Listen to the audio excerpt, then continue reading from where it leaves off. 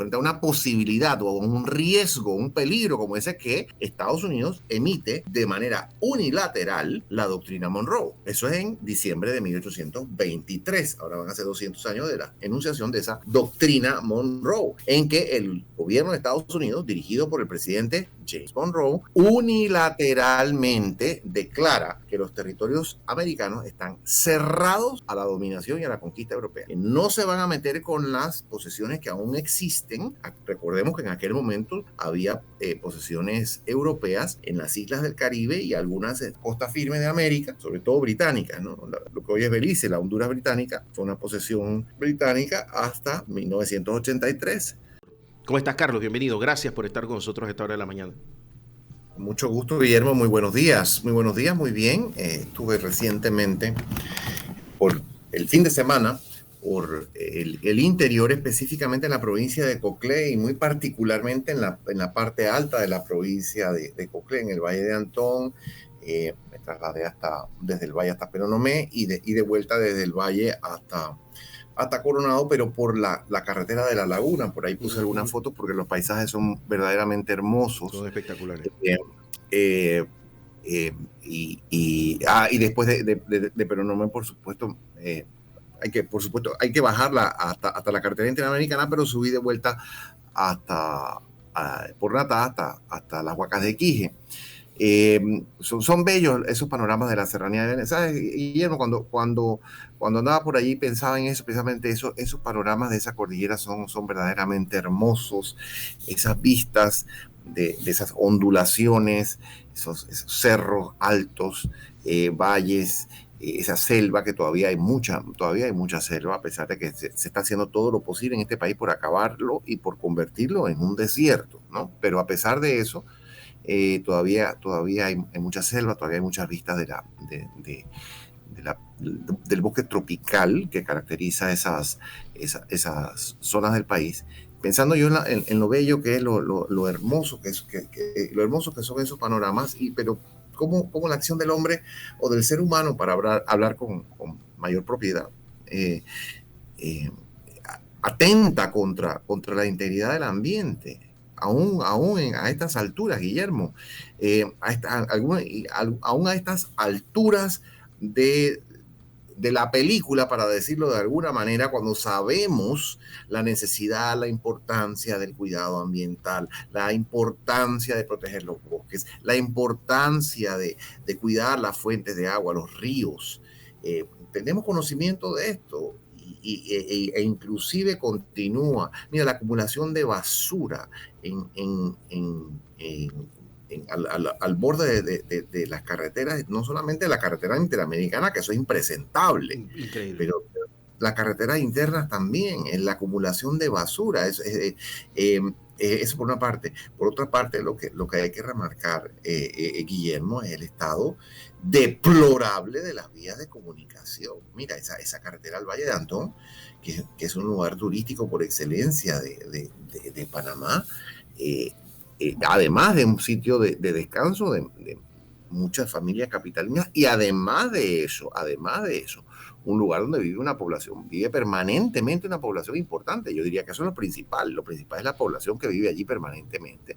En segundo y tercer lugar, los turistas que van y los que van los fines de semana de la capital a disfrutar un ambiente un poco más fresco, distinto y agradable allá.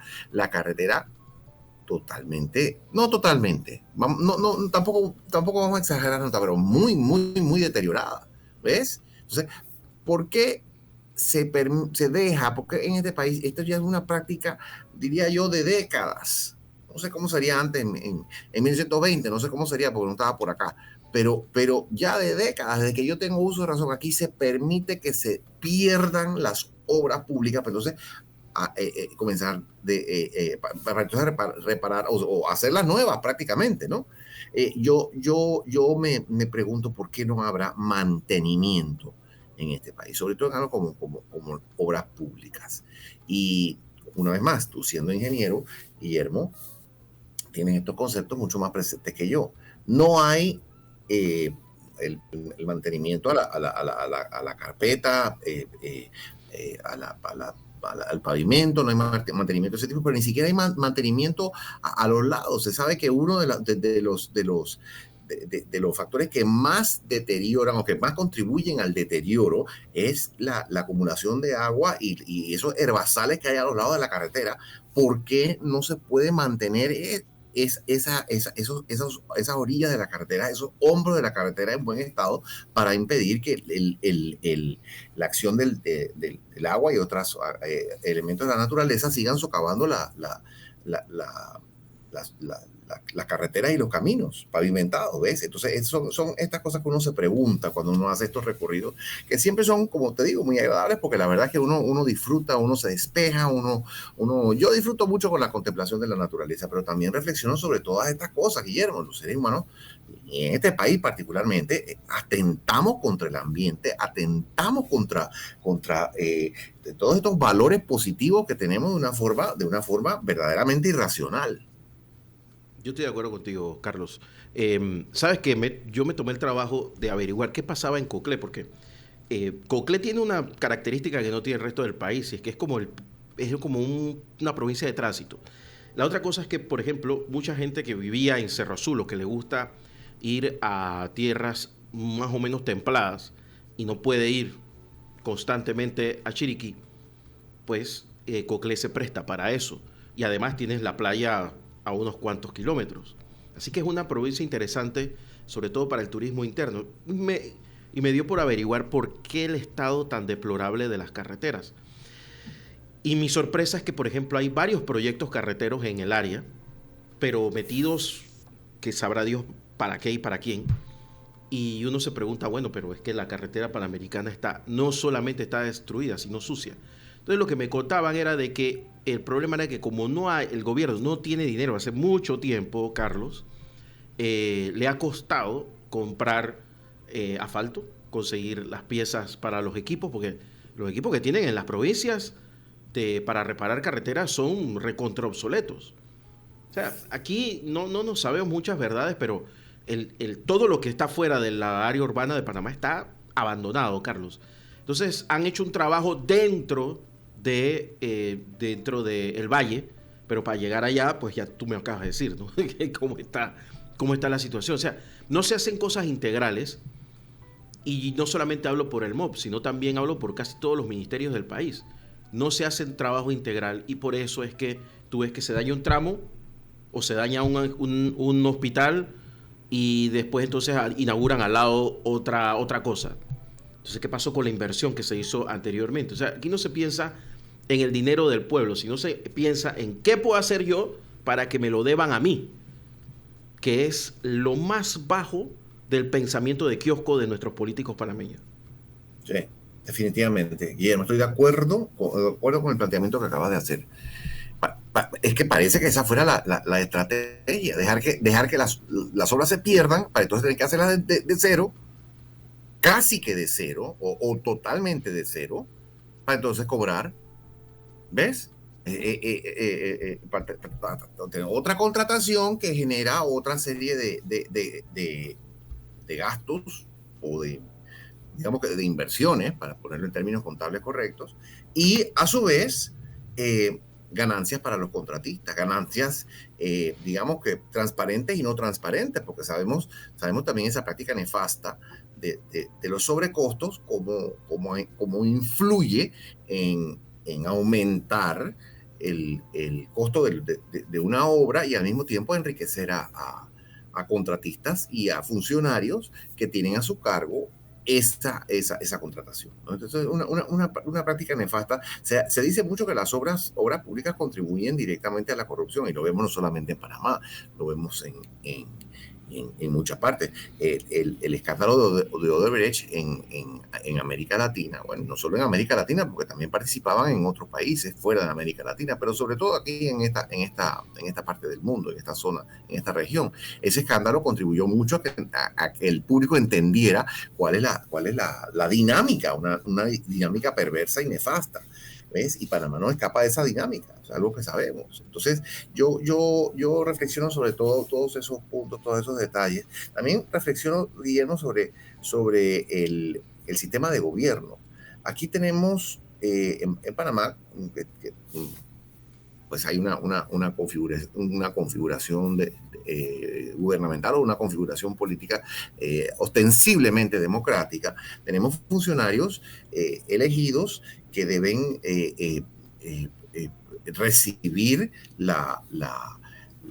deben estar al tanto del sentimiento popular, deben estar al tanto, esa es su función en una democracia, ¿no? Los funcionarios son mandatarios. Mandatario significa el que ejerce el mandato, no significa el que manda, sino el que ejerce un mandato. Entonces, los funcionarios son mandatarios, los electos son mandatarios de sus electores, de quienes los eligen, y tienen la obligación, de acuerdo con el esquema democrático, de estar al tanto del sentimiento, por lo menos saber cuál es el sentimiento de la población, estar al tanto de las necesidades de la población y demás. Entonces aquí tenemos todo ese engranaje. Aquí hay ¿cuántos representantes de corregimiento? Guillermo, la última vez que conté eran 690 y tantos. Yo creo que ahora han aumentado más, que para la próxima elección van a ser más. 720 y algo. 720 y algo fue el último conteo que dice.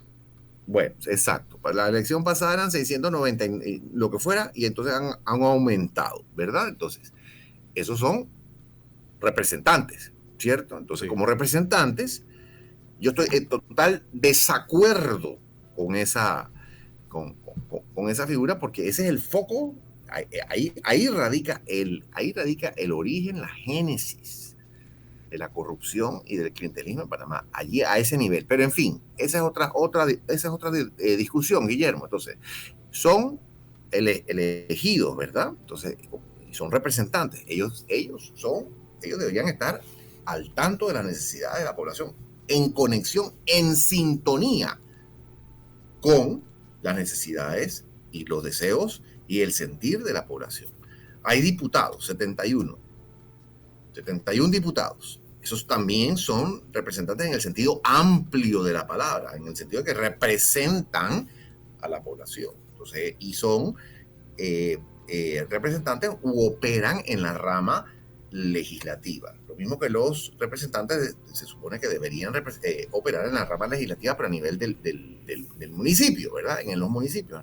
El municipio que está configurado a imagen del Estado también tiene su rama legislativa como su rama ejecutiva. La rama ejecutiva en el municipio es el Consejo Municipal, y ese consejo está formado por los representantes de corregimiento. Entonces se supone que ellos forman parte de la rama legislativa municipal y deben estar en consecuencia en sintonía con las necesidades, porque para poder ejercer esa función adecuadamente tienen que estar conectados. Bien, entonces en la rama ejecutiva tenemos por supuesto al presidente de la República y tenemos también a los alcaldes en los municipios. La rama ejecutiva en el municipio está liderada por el alcalde. Todos estos funcionarios son, de alguna manera u otra, representan, ejercen un mandato, actúan por la comunidad. Y uno ve que en Panamá los representantes en el sentido más amplio de la palabra están completamente desconectados, o sea, no les importa las necesidades populares, no están en sintonía con el sentimiento. Estar en sintonía no significa que tienen que actuar de acuerdo con la voluntad, que tienen que actuar en todo momento con lo que quieran los electores. Por supuesto que tienen que ejercer su juicio también en ciertos momentos, pero por lo menos deben estar al tanto de esto. Y vemos que eso no ocurre, Guillermo. Vemos que eso no ocurre. Aquí hay una desconexión, porque los criterios políticos que imperan son los del enriquecimiento, son los del clientelismo, son los del aprovechamiento, y no son los de la atención a las necesidades populares. Entonces, esta es una ecuación que a mí francamente me preocupa, porque esa desconexión que hay entre las necesidades populares y el comportamiento de la mal llamada clase política puede producir resultados sumamente negativos para el país, en términos de la pérdida de legitimidad del sistema político y el derrumbe del sistema, lo poco que nos queda del sistema democrático. Pero, Guillermo, soy consciente de que ya son las 7:30 de la mañana y que probablemente tú quieres hacer un cambio para ser juiciosos hoy, martes Es importante 5 de eso, Carlos. septiembre. Tienes Sí, idea lo 5 de importante que es. septiembre, que a veces en esta entrevista de los martes hay mucho relajo y mucho desorden con las horas, así que yo creo que tú estás interesado sobre todo no en oírme lucubrar a mí, sino en hacer el cambio para poder... Vámonos al cambio. Sí, no, pues, si fuera por si fuera por escucharte, dejo el cambio para después, pero bueno. No, es que se pierde el hilo. Pero bueno, esto hay que pagarlo, Carlos, es importantísimo. Así que vamos a la pausa, don Diego, y regresamos con el doctor Carlos Guevara Man, aquí en Sion Dancón por Radio. Estamos conversando con el doctor Carlos Guevara Man, a quien voy a aprovechar para pedirle mis más sinceras disculpas, porque no pude asistir al concurrido y exitoso evento de la Sociedad Bolivariana la semana pasada, que contó con la participación de la mismísima canciller de la República de Panamá, la licenciada Yanaina Tehuaney, y por lo que vi en los videos y fotos fue un verdadero éxito. Así que Carlos, de verdad te felicito efusivamente.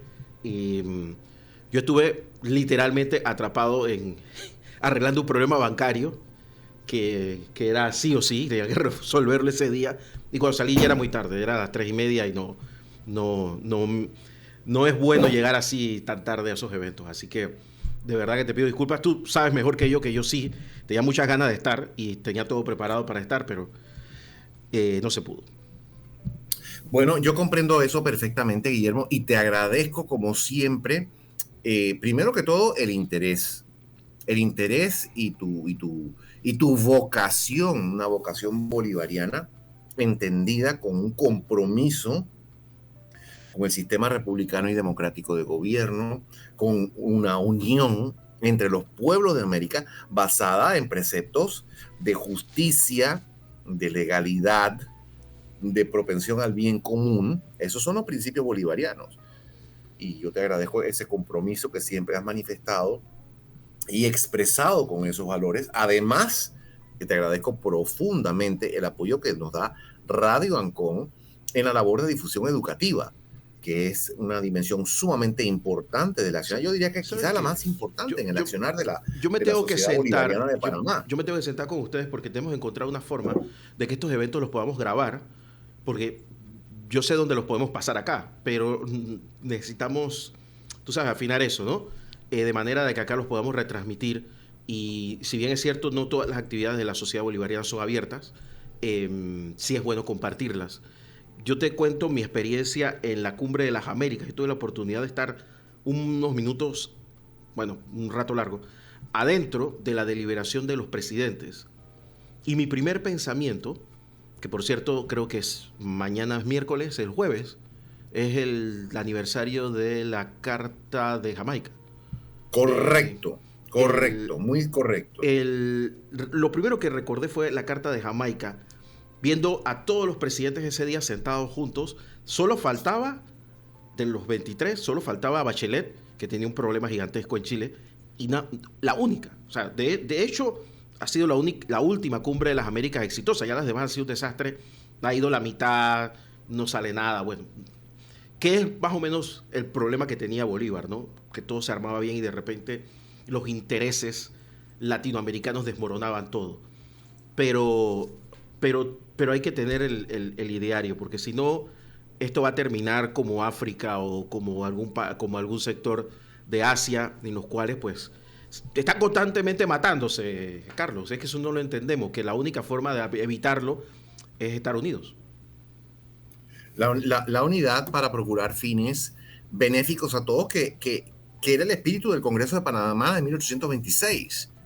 ¿Cuáles eran los retos, los desafíos en aquel momento? Bueno, en primer lugar, proteger la independencia recientemente adquirida, que estaba en peligro, y en peligro, era un peligro muy vigente, porque, y muy real, porque las fuerzas del absolutismo se habían tomado Europa después del final de las guerras napoleónicas y alentaban a España a recuperar sus territorios americanos, los territorios que previamente habían sido americanos. O sea, la derrota. Las guerras de independencia culminaron en América en torno a 1824-1825. Recordemos que la batalla de Ayacucho fue la última gran batalla en 1824, en diciembre de 1824, librada en el sur del Perú, que puso fin al virreinato. Después los españoles se replegaron, perdón, españoles no, las fuerzas españolas, porque lo curioso, como lo hemos comentado antes aquí, Guillermo, es que las fuerzas españolas, las fuerzas leales al rey en América estaban compuestas en su mayoría, en su inmensa mayoría, por americanos. O sea, no era que habían venido de España, por supuesto, si los comandantes venían de España, muchos oficiales eran de España, pero la tropa, la inmensa mayoría de la tropa, era una tropa americana. Entonces, estas fuerzas españolas se replegaron hacia Bolivia, y había algunos puntos en los que estaban radicados, unos puntos menores en la costa, había en México, había una en el Perú también, en el Real Felipe, que fue mira que hay una serie en Netflix que se llama El Último Bastión. Y ese último bastión se refiere precisamente al Real Felipe, que fue el lugar donde las fuerzas leales al rey se replegaron, y de donde no se lo sacó hasta 1826. Si no me equivoco, fue 1826. Pero ya eso era insignificante, pues desde allí, desde el Real Felipe, desde algún punto en la costa de México, desde aquellos reductos en la montaña del Alto Perú, hoy Bolivia, no se iba a lograr erradicar o socavar de manera significativa el sistema republicano y la independencia recientemente adquirida. Pero la idea que tenía en Europa, no solamente el nefasto Fernando VII, peor de todos los reyes de España, Fernando VII, sino sus secuaces de otros países europeos, en Francia, en Rusia y en Austria, que configuraban la Santa Alianza. Esa Santa Alianza era una cofradía, para ponerlo de alguna manera, para utilizar algún término, una cofradía de monarcas atrabiliarios, recalcitrantes, absolutistas o absolutos, monarcas absolutos, que lo que querían era echar el calendario para atrás, echar el reloj para atrás. O sea que era verdaderamente ya irreal, siendo que Europa había pasado no solo por la Revolución Francesa, sino por la Guerra Napoleónica. Pero en fin, esa era la situación. Y entre los planes que tenía la Santa Alianza era reconquistar los territorios americanos para España. ¿Ves? En alguna medida, en gran medida, ya muy significativa, es frente a un acontecimiento como ese que se emite, o frente a un acontecimiento, no, frente a una posibilidad o un riesgo, un peligro como ese, que Estados Unidos emite de manera unilateral la doctrina Monroe. Eso es en diciembre de 1823. Ahora van a ser 200 años de la enunciación de esa doctrina Monroe, en que el gobierno de Estados Unidos, dirigido por el presidente James Monroe, unilateralmente declara que los territorios americanos están cerrados a la dominación y a la conquista europea, que no se van a meter con las posesiones que aún existen. Recordemos que en aquel momento había posesiones europeas en las islas del Caribe y algunas sobre la costa firme de América, sobre todo británicas, ¿no? Lo que hoy es Belice, la Honduras británica, fue una posesión británica hasta 1983. En Sudamérica, la actual República de Guyana, la actual República de Surinam, eran posesiones europeas. Guyana era una posesión británica, lo fue hasta 1966. Surinam no recuerdo la fecha de su independencia, pero fue un poquito posterior. Permanece todavía como territorio de ultramar, o un departamento es la palabra correcta, no territorio, departamento de ultramar de Francia, la Guayana Francesa. Esa no ha tenido su independencia, sino que ha pasado a formar parte de de la República Francesa directamente como un departamento de ultramar, lo mismo que Guadalupe y Martinica, que son unas islas en el Caribe. Pero lo que quiero decir con esto, Guillermo, es que todavía había posesiones extranjeras en América, y Estados Unidos, a través del presidente Monroe, dijo: con eso no nos vamos a meter. Están ahí los europeos, una política muy pragmática de parte de Estados Unidos. Con eso no nos vamos a meter, dijeron ellos, aunque tenían planes de meterse también. Toda la vida tuvieron planes de cogerse Cuba, lo que de alguna manera lograron en 1898, años más tarde. Pero en fin, con eso no nos vamos a meter. Pero los territorios que se independizaron ya no están abiertos a la reconquista por parte de las potencias europeas.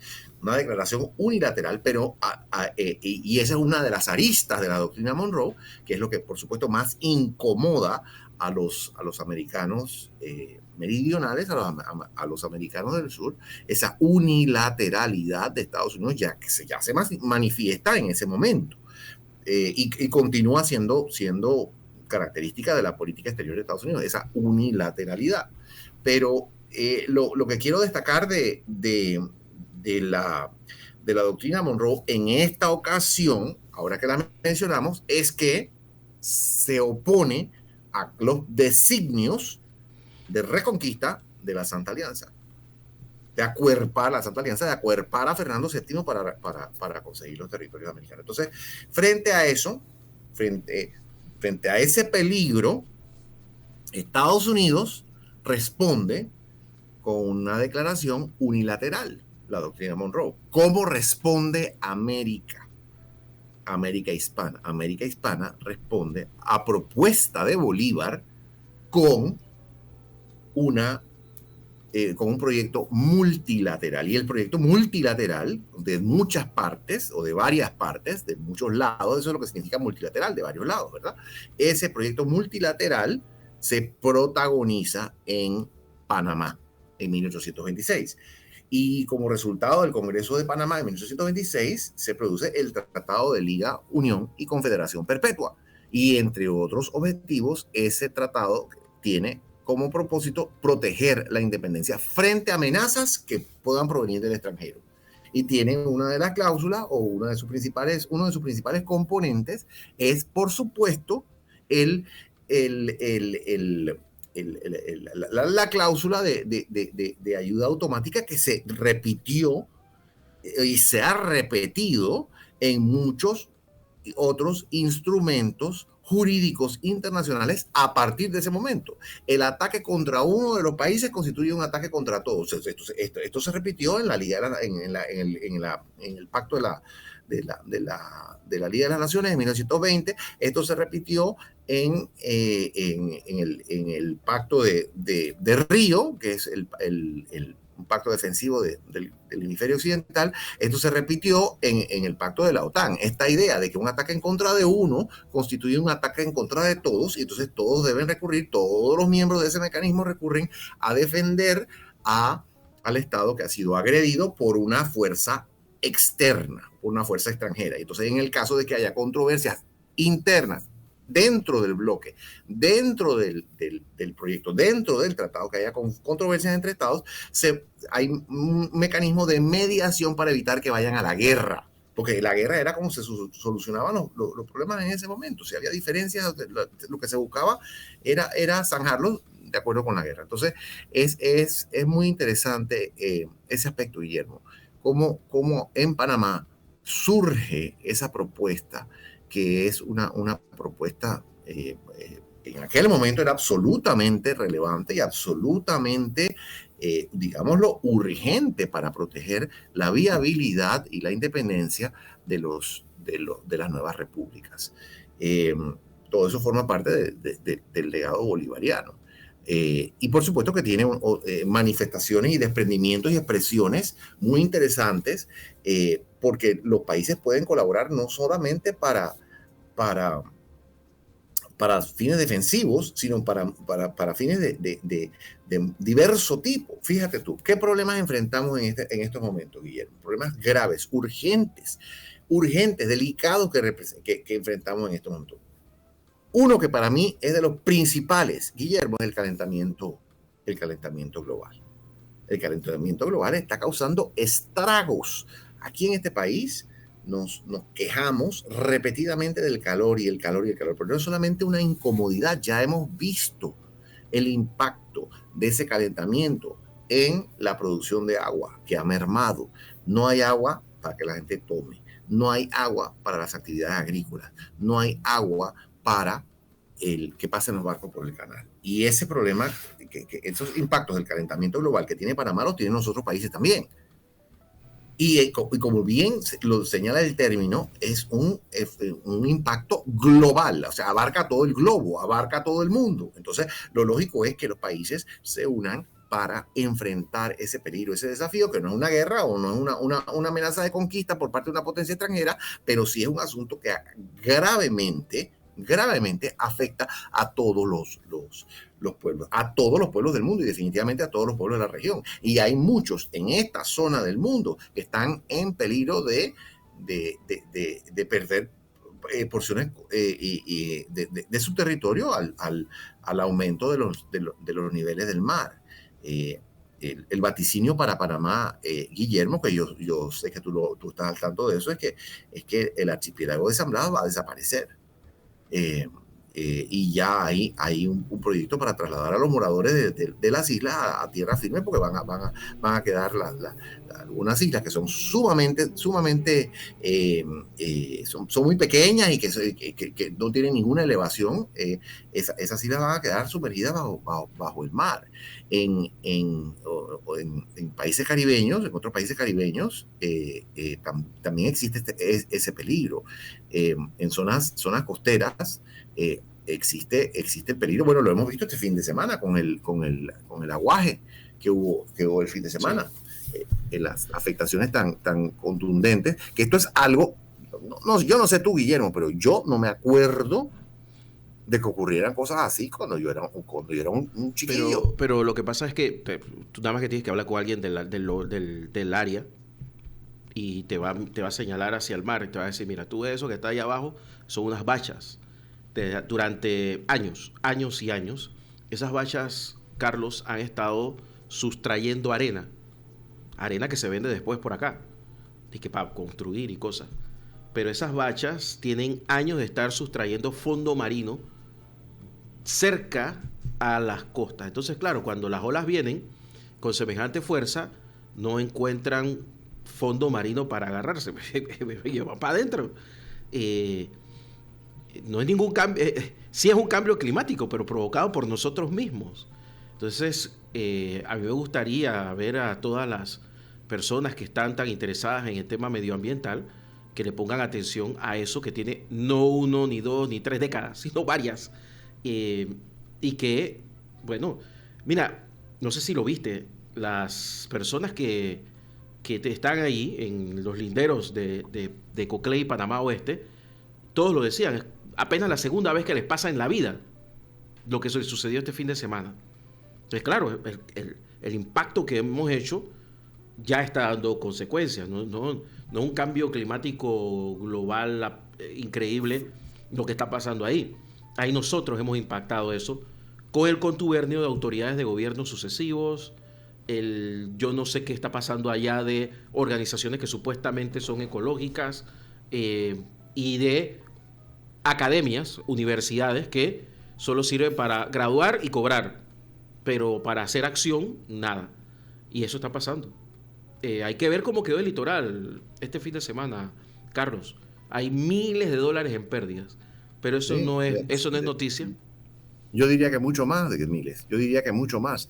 Guillermo, a ver, sin haber hecho, en primer lugar, sin ser tasador, porque no es mi profesión, y en segundo lugar, con un conocimiento meramente superficial de lo que ha ocurrido, porque lo he escuchado en los noticieros, ¿ves? Pero el punto que señalas tú, yo creo que es muy importante. Antes hablamos acerca del asedio al ambiente, que es una práctica en este país. Asedio al ambiente. Tumbar los bosques, quemar, botar la basura, dañar los ríos, extraer de los ríos. Bueno, contra el mar también, pero es que la gente no toma en cuenta que el mar es una fuerza mucho más poderosa que la del ser humano. Sí. Y que el mar se la va a cobrar. Claro. ¿Ves? Por lo que tú acabas de señalar, lo que tú acabas de señalar es un ejemplo sobre el particular. ¿Por qué se da esa extracción? Que se necesita arena para la construcción. Bueno, saquen arena de otra parte, ¿verdad? ¿Por qué se tumban los manglares? Mira, eso es algo que a mí me indigna a otro nivel. En un país como Panamá, que tiene semejante costa, que está expuesto de semejante manera, los manglares que constituyen yo me atrevería a decir, tú tienes más conocimiento de eso, porque a Radio Ancón siempre van los ambientalistas, tienen unos programas muy buenos y muy interesantes y muy valiosos allí. Así que tú estás más al tanto de esto. Yo me atrevería a decir que la mayor parte de la costa de Panamá es manglar. Correcto. Hay muchas partes que son de playa, evidentemente, pero la mayor parte es manglar. Y entonces, ¿a qué nos dedicamos? A tumbar. Mira, uno se pone en un edificio de esos altísimos que hay en Costa del Este o en alguna otra parte, y uno mira hacia el este y se ven los manchones de devastación del manglar. ¿Cómo se les ocurre hacer una cosa como esa? Entonces, tú acabas de señalar también. Aquí hay oficinas para todo. Agencias del gobierno o dependencias del gobierno o la palabrita que les encanta, ¿no? Autoridades. Porque cuando te pones a contar las autoridades, pues, parece un país autoritario, de tanta autoridad que hay. ¿Y para qué sirve eso? ¿Para qué sirven todas esas llamadas autoridades? Cobran bien, Carlos, esa gente está cobrando billetes. Bueno, pero ¿qué hacen si su cometido es proteger el ambiente, impedir que se sigan talando los manglares? Nada. Eso es una causa directa de la inundación. A ver, no es la causa directa de la inundación en el Farallón, en estos lugares, porque ahí no está el manglar, pero cerca de allí sí hay y los han tumbado, ¿verdad? La otra cosa, la práctica irresponsable, corrupta de cogerse la playa. Si tú vas ahí a Playa Blanca y al Farallón, al poblado del Farallón, lo decía ayer, hubo un problemas muy serios este fin de semana. Si vas a otros lugares donde hubo problemas muy serios, ¿cuál es la característica en común? Están metidos en la playa. Están metidos casi en el mar. Entonces, claro, ahora viene la lamentación y la llantarria, pero se han metido porque el mar les desbarató la casa. Pero se han metido con el contubernio de las autoridades, Carlos, para que sepas. ¿Y qué es lo que dice la ley al respecto de estas restricciones? ¿Sabes que en Panamá la ley es clarísima? Hay unas distancias claramente establecidas. O sea, ¿sabes que en Panamá los diputados deberían estar echando fresco todo el día? Porque aquí lo que sobran es leyes. Yo paso casi todo el día recibiendo gente que se queja de cómo se modifica una ley que ya existe. Ayer estábamos hablando de una modificación de una ley. La semana pasada, de 4 leyes así. O sea, hemos llegado a un punto en que para justificar, vamos a dañar la cosa y vamos a tratar de arreglar un problema que no existía. Eso está pasando con los linderos. Yo recuerdo que una vez hubo un ministro que dijo que iba a acabar con todo eso. Bueno, ahí están. Algo le pasó, de una forma lo convencieron, alguien le habló muy bonito y no hizo nada. Así ha quedado todo. Mira, ya a mí no me gusta desde que estoy en medios de comunicación, Carlos, pavonear de que sé de tecnología y lo evito, pero el nivel de la discusión está bajando tanto que no me va a quedar de otra. Hay una discusión porque se sobrevuelan en helicóptero, en avión. Te voy a invitar a que te acerques, tú que eres muy, muy amigo de los diplomáticos en este país, a hablar con la embajadora de la Unión Europea sobre el proyecto Copérnico. Panamá va a ser sede para el continente del proyecto Copérnico de la Unión Europea. Y en la Feria del Libro, en el último piso, estaban algunos de los primeros resultados del proyecto Copérnico y las fotos actualizadas de lugares como Coiba, lugares como la frontera con Colombia, Cunayala, Bocas del Toro, la propia ciudad de Panamá. Y ahí se podía ver y establecer claramente desde los satélites, con una resolución brutal, lo que tú dices. La mayor parte del territorio de costa panameño es manglar. Y se ve clarito. Entonces, estás claro en qué puedes proteger. Eso ya está definido. Si lo sumas a los datos que tiene el Instituto Tomiguardia, que existe, porque hay gente que no, se le olvida que existe, y que trabajan con las uñas y están ahí, lo que te falta entonces es protegerlo, o sea, entrar en la acción. Pero todos los instrumentos están, Carlos. Exactamente. Ahí están, pero, y como dije, también están las oficinas del gobierno, están los recursos del gobierno, pero no se utilizan.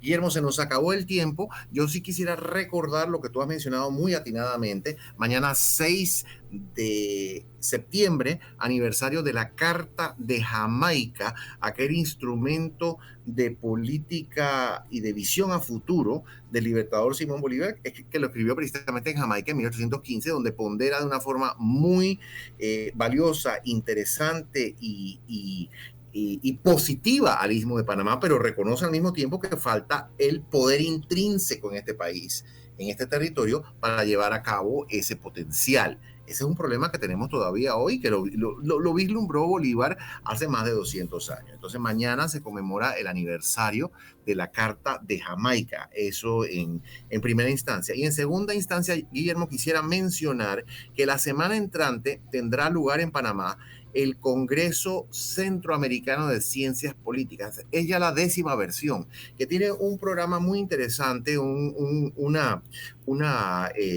agenda muy interesante, muy abarcadora en las distintas ramas de la ciencia política, incluyendo la política comparada, las políticas públicas, la política internacional y demás. Yo te voy a adelantar el programa, te lo voy a adelantar por WhatsApp, para Por que lo vayas favor. viendo y la semana entrante quizás podemos hablar un poquito más sobre el particular, porque el programa, el Congreso es 13, 14 y 15, pero creo yo que es una oportunidad muy buena, muy positiva para familiarizarnos con temas de política internacional y regional que se van a debatir en Panamá durante 3 días la semana entrante, 13, 14 y 15. Las sesiones tendrán lugar en el Centro de Convenciones de la Ciudad del Saber y también en Florida State University, a la cual estoy adscrito como profesor y director de la maestría. Entonces, por supuesto que estaré en ese congreso, pero sí me gustaría que tuviésemos la oportunidad de conversar un poquito sobre el particular. Así que te voy a adelantar la agenda para que veas los temas que se van a tratar allí. Te lo agradezco mucho, Carlos. Nos vemos la próxima semana, ¿te parece? Dios mediante, nos vemos la semana entrante. Un Muchas gracias, abrazo. Guillermo. Un feliz día para todos los integrantes de Radio Ancón, ese gran equipo, y por supuesto para los oyentes en todo el territorio nacional. Muchas gracias, Carlos. Era el doctor Carlos Guevara Man con nosotros aquí en Radio Ancón 92.1 FM y radioancon.com. Vamos a la pausa y regresamos.